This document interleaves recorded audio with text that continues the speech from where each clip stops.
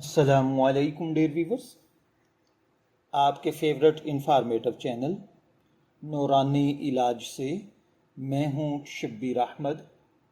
آج ہم ایک نہایت اہم اور خوبصورت موضوع پر بات کریں گے، وہ ہے بیوی کو خوش رکھنے کا سنت طریقہ۔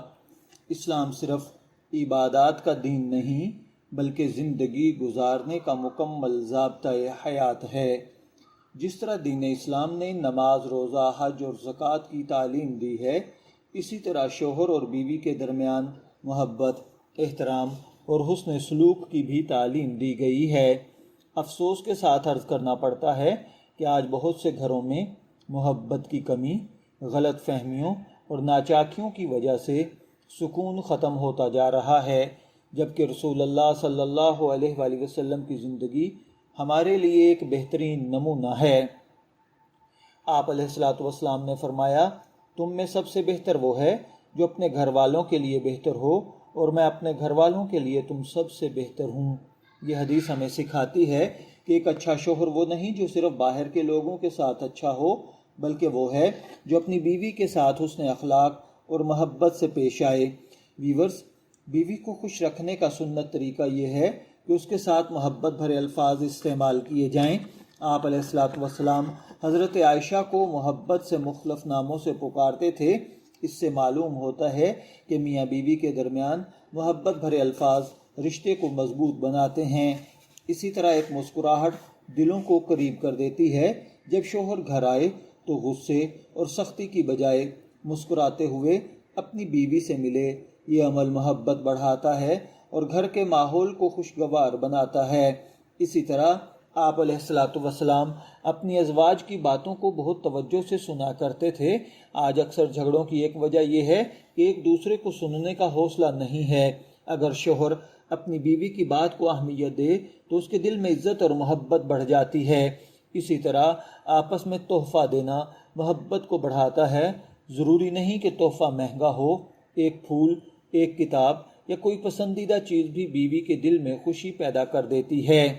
اسی طرح حضرت عائشہ فرماتی ہیں کہ آقا علیہ السلام گھر کے کاموں میں اپنی اہل خانہ کی مدد فرمایا کرتے تھے۔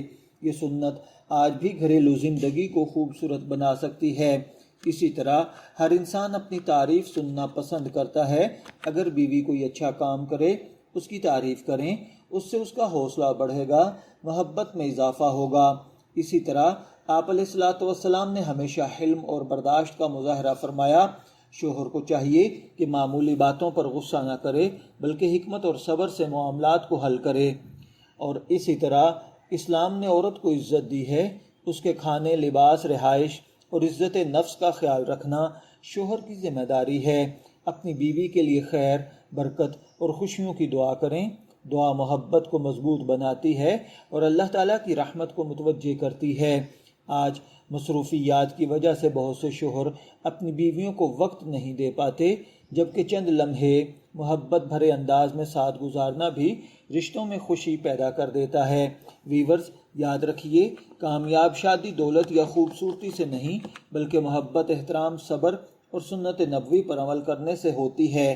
اگر ہر شوہر آپ علیہ السلام کی تعلیمات کے مطابق اپنی بیوی کا خیال رکھے تو ضرور آنے والی زندگی کے اندر خوشیاں آپ کے دامن کو گھیر لیں گی۔ اللہ تعالی ہمیں اپنی میرٹل لائف کو سنت رسول صلی اللہ علیہ وآلہ وسلم کے مطابق گزارنے کی توفیق عطا فرمائے، آمین یا رب العالمین۔